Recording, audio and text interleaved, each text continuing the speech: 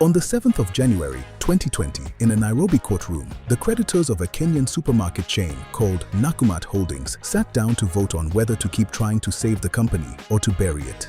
92% of them voted to bury it. The company they were burying at that point owed roughly 38 billion Kenyan shillings to its suppliers, to its banks, to its landlords, and to a group of ordinary Kenyan retail investors who had bought Nakumatt commercial paper on the strength of the Nakumatt brand. Only 5 years earlier, in 2015, Nakumatt had been the largest supermarket chain in East Africa. 65 stores across 4 countries. More than 5,500 people directly on its payroll. Roughly 1,500 suppliers dependent on it. In excess of 450 million United States dollars of revenue every year. It had been the first company to open a 24-hour supermarket anywhere in Kenya. Its brand was, for 2 decades, so embedded in the daily life of the Nairobi middle class that many shoppers treated the Nakumatt loyalty card as almost part of the furniture. The man who had built that empire was called Atul Shah. In 2018, an audit conducted for the court-appointed administrator was presented to Nakumatt's creditors. That audit is publicly reported to have identified roughly 18 billion Kenyan shillings of unexplained outflows on Shah's watch. In 2021, Kenya Commercial Bank auctioned his family home in Lavington. The Bank of Africa auctioned another 2 billion shillings worth of assets held under his name. As recently as February of 2025, a Ugandan court ordered him personally to pay 1.3 billion Ugandan shillings in rent arrears for a defunct Nakumatt store in Entebbe.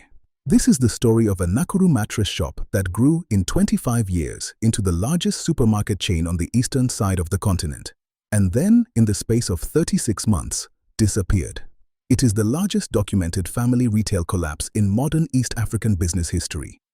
And it is the specific case study that every Kenyan supermarket founder standing today, from Naivas to Quickmart to Chandarana, quietly measures themselves against.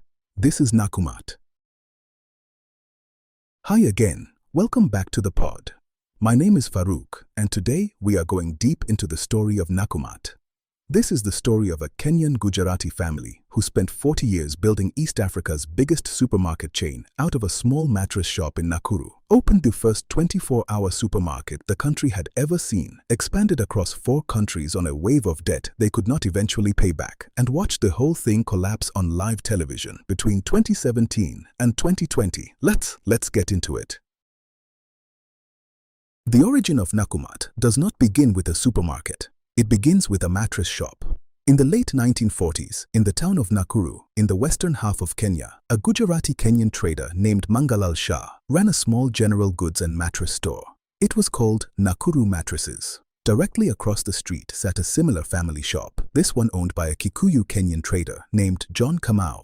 It was called Tusker Mattresses. It would, 4 decades later, become Tuskys Supermarkets. And the 2 families running those 2 shops on opposite sides of one Nakuru street would eventually control almost 85% of the entire Kenyan supermarket sector between them. The relationship between the 2 families was not one of pure competition. Mangalal Shah and John Kamau were, from the earliest years, close family friends. And under a long-standing informal arrangement, Shah would supply Kamau with stock that was nearing its expiry date on generous credit terms. Kamau would sell the stock at a discount. This is one of the small facts of Kenyan business history that most people forget. The Shah family, from the very beginning, was not just a Kenyan retailer. It was the supplier that fed the Kamau family's retail operation across the road. 4 decades later, when Nakumatt itself was collapsing, it would turn to the descendants of that same Kamau family to try to save it. That is Act 4 of this story. We are still in Act 1. The son who eventually took the business into supermarket scale was Atul Shah. He entered the family retail operation in 1978, opening a small shop in Nakuru with his brothers. Almost a decade later, in 1987, they formally relaunched the family business as Nakuru Mattresses Supermarket. That is the year that most historians of Kenyan retail identify as the founding date of what would become Nakumatt. The name itself would contract over the next few years. Nakuru Mattresses became, in shop signs and in customer conversation, Nakumatt. To understand why that mattered, understand the Kenyan retail environment Atul Shah was walking into. In 1987, Kenya's grocery sector was almost entirely informal. Small counter shops called dukas, open-air markets, itinerant traders. The formal supermarket sector that did exist was very thin. Uchumi, a state-adjacent chain established in 1975, sat at the top of it. A scattering of single-outlet family stores made up the rest. If you were a middle-income Kenyan family, you had no reliable place to buy groceries, homeware, electronics, and mattresses under a single roof. There was no equivalent of what a South African family already had in Pick n Pay or ShopRite or Checkers. That is the gap Atul Shah was building Nakumatt to close. He moved on three fronts simultaneously. First, category depth. A single Nakumatt branch, from very early on, sold groceries, homeware, mattresses, electronics, appliances, and clothing under one roof. That let a Nairobi family replace 3 or 4 separate specialty shopping trips with one Nakumatt trip, and it was culturally unusual for Kenyan retail at the time. Second, the 24-hour supermarket. Nakumatt launched Kenya's first 24-hour store at its Nairobi flagship. Initial adoption was, in Atul Shah's own telling, embarrassing. The first night, there were, apparently, only 2 shoppers at 4 in the morning. But the format grew. By 2015, 11 Nakumatt branches across the region were running 24 hours a day. And third, growth. New branches, opened at a pace no other Kenyan retailer would match, financed almost entirely by borrowing. From the mid-2000s, Nakumatt began to scale in a way that made it one of the most talked about African consumer companies of its decade. In 2006, turnover crossed $200 million, up 120% on the previous year. That is not a mistake. The Kenyan trade press of that year did not, in general, cover a doubling of any indigenous private company as routine. But that is what Nakumatt was doing. Then came the Pan-East African push. On the 23rd of August 2008, Nakumatt opened its first store outside Kenya in Kigali, Rwanda. 10 months later, in June of 2009, it opened in Kololo, Kampala. In 2011, it entered Tanzania. Later, a single Burundi branch. By 2013, the turnover figure had climbed to roughly $650 million a year, and Atul Shah was speaking publicly about further expansion into South Sudan, Djibouti, Nigeria. This was, at the time, one of the boldest African retail expansion narratives outside the South African footprint. Kenyan consumer capitalism, going continental on the back of a private family company. Behind the expansion was a specific financial engineering plan. Nakumatt formalized it internally around 2010 as the Nakumatt 2.0 strategy. The strategy had 3 legs, and all 3 of them were forms of borrowing. Bank facilities from a rotating cast of Kenyan lenders, chief among them Kenya Commercial Bank, Standard Chartered, Diamond Trust Bank, and the Bank of Africa. Extended supplier credit, running to hundreds of individual accounts payable across 1,500 FMCG and general goods suppliers. And unsecured short-term commercial paper sold directly to Kenyan retail investors on the strength of the Nakumatt name. In good years, that stack was serviceable. In flat or declining years, it compounded, and the flat years were coming. On the 21st of September 2013, 4 armed men from the Somali militant group Al-Shabaab entered the Westgate shopping mall in the Westlands district of Nairobi. What followed was a 4-day siege. 67 people were killed inside the mall. The Kenya Defence Force, in the process of ending the siege, detonated an ordnance round. The blast brought a large section of the Westgate structure down. Inside that section was the Nakumatt Westgate flagship, one of the highest turnover single stores in the Nakumatt network. Nakumatt lost more than 2 billion Kenyan shillings in stock, fittings and business as a direct result of the Westgate attack, and an equity sale process the company had already started before the attack to raise capital for the Pan-East African expansion was derailed. Business Daily reported at the time, in almost exactly those words, that the Westgate attack had derailed the Nakumatt equity sale. This is the moment, in retrospect, when the debt stack that Atul Shah had built the 2.0 strategy on stopped being a growth accelerator and started being a threat. The chain did not collapse in 2013. It continued expanding for another 2 years, reaching 65 stores across 4 countries by 2015. But same-store sales growth was flattening, under pressure from a modernizing Naivas at the middle, a resurgent Tuskys at the value end, and the entry of Carrefour, backed by the Emirati retail conglomerate Majid Al Futtaim, at the upper end. Suppliers began to complain about slow payment. In 2016, Nakumatt attempted to raise approximately $75 million of rescue equity from Gulf and other international investors. The deal did not close in time. By October of 2017, Nairobi middle-class shoppers were walking into their local Nakumatt and finding the shelves half empty. Bread, missing. Cooking oil, missing. Electronics category, gutted. The suppliers had cut credit, and the working capital cycle had broken. On the 22nd of January 2018, the High Court of Kenya placed Nakumatt Holdings under administration. A partner from the Kenyan advisory firm, PKF Consulting East Africa, a man named Peter Kahi, was appointed as the court administrator. Kahi had previously been a partner at Ernst & Young and a director at KPMG, and in June of that year, Kahi presented a dossier to Nakumatt's creditors at a court-supervised meeting. That dossier is publicly reported to have identified roughly 18 billion Kenyan shillings of unexplained outflows on Atul Shah's watch, and to have characterized the findings in the press summary as citing blatant theft, pilferage, and a number of other serious fraudulent activities. Atul Shah has never been criminally convicted of Nakumatt-related fraud. The 18 billion shilling figure is an administrator's audit summary presented to creditors, not a criminal court judgment. But it is the number that has followed Atul Shah personally in every Kenyan press piece written about him since. There was a rescue, or, more accurately, there was a plan for one. In late 2017, Tuskys Supermarkets, the surviving Kamau family retail business that had grown out of the same Nakuru street corner as Nakumatt itself, signed a merger deal to try to save the chain. Under the announced terms, Tuskys would advance Nakumatt 650 million Kenyan shillings for operational support, and a further 1.5 to 3 billion Kenyan shillings for restocking the empty stores. In exchange, Tuskys would take an equity position in the merged retailer.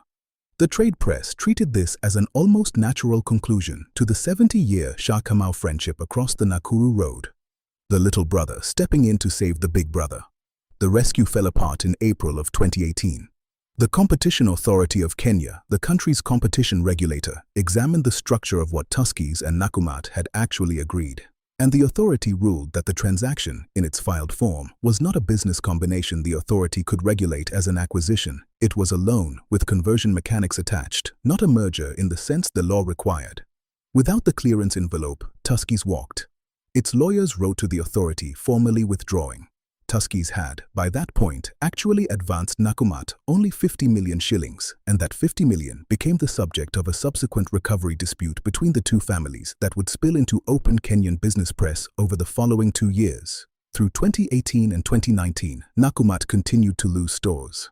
Landlords in prime shopping center positions across Nairobi, Mombasa, Kampala, Kigali, and Dar es Salaam started evicting Nakumatt branches for unpaid rent. Suppliers wrote off receivables, and the Kenyan retail investors who had bought Nakumatt commercial paper on the strength of the brand name began publicly asking where their money had gone. In December of 2019, Nakumatt sold its last 6 operating branches to Naivas supermarkets. The trading footprint effectively went to zero, and on the 7th of January 2020, at the creditors' meeting that opened this episode, 92% of the remaining creditors voted to liquidate the company.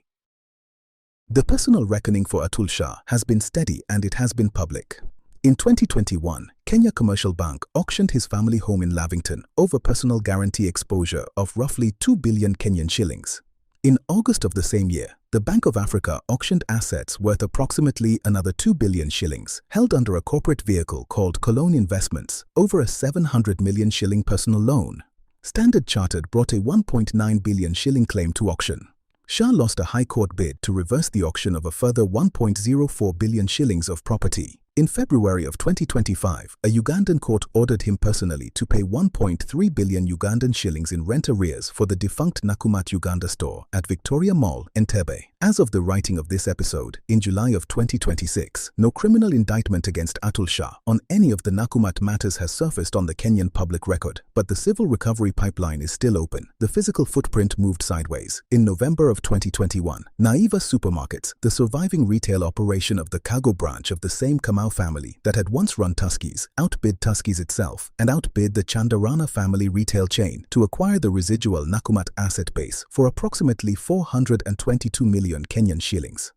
The prime mall anchor positions Nakumatt had built across Nairobi, in Two Rivers, in Village Market, in the hub at Karen, were split between Naivas at the middle and Carrefour at the upper end. A single Kamau family, in 2 branches, one at Naivas and one at Tuskys, now sits on both sides of the 85% of the Kenyan supermarket sector that the 2 families always controlled between them. The Shah branch is out. The Nakumatt story now sits inside the syllabus. The 2020 ResearchGate case study by the Tanzanian retail scholar Felix Adamu Nandonde is standard reading in Kenyan and Tanzanian business school courses on retail governance failure. The Cite on Investments topical on Nakumatt is one of the most cited Kenyan practitioner references on private company restructuring, and the 2021 Kenyan High Court judgment in Nakumatt Holdings versus Kenya Commercial Bank with Maganlal Shah as proposed interested party is a reference judgment on personal guarantor exposure in Kenyan corporate insolvency. That is the paper trail. It is now permanent. The larger picture is easier to state. In 25 years, one Kenyan Gujarati family built East Africa's biggest supermarket chain out of a mattress shop in Nakuru. In 3 years, between 2017 and 2020, that entire business was reduced to zero. The debt stack that had built the chain destroyed the chain. The audit that followed identified roughly 18 billion Kenyan shillings that neither the administrator nor the creditors could account for. Two of the largest Kenyan banks, one Ugandan court, and a queue of former suppliers spent the following 5 years auctioning Atul Shah's personal assets to recover a fraction of what had been lost. And the Kenyan supermarket sector consolidated around the two houses of a single Kamau family, exactly as the Shah family friendship across the Nakuru road 70 years earlier might have quietly predicted. The open questions are the ones that will define what any Kenyan family retailer of the future can and cannot try to do. Whether Naivas, at the current scale, can avoid the exact governance trap that ended Nakumatt. Whether Tuskys, still in its own protracted turnaround, can survive as a going concern at all. Whether the family-owned Kenyan hypermarket as a model can be professionalized at continental scale, or whether the Nakumatt collapse in fact marked the end of that model and everything that follows will be private equity-backed or foreign-owned or listed on a regulated exchange with a full auditor sign-off. Nakumatt did not just fail. It taught the Kenyan retail sector and every family running a Kenyan family business a specific lesson about what growth on borrowed money looks like when the growth stops. That lesson is now permanent. In the late 1940s, a Gujarati Kenyan trader named Mangalal Shah opened a small mattress shop in Nakuru, across the road from a Kikuyu family who would later build Tuskys. 4 decades later, his son Atul Shah relaunched the family business as a supermarket, borrowed heavily to expand it into East Africa's largest retail chain, and lost the entire thing in the space of 36 months. In 2021, the residual assets were bought by a rival family who had, 70 years earlier, been the friends across the road. Every empire has an origin. Some empires also have an end. This one had both. This is Asili Africa. Every empire has an origin. That is the story. And like every story worth telling, this one is still being written. If this episode made you see something differently, share it with someone who needs to hear it. I am Farouk. This is Asili Africa. Every empire has an origin. Now you know this one. So start building. Because yours might be tomorrow's origin story. See you on the next one.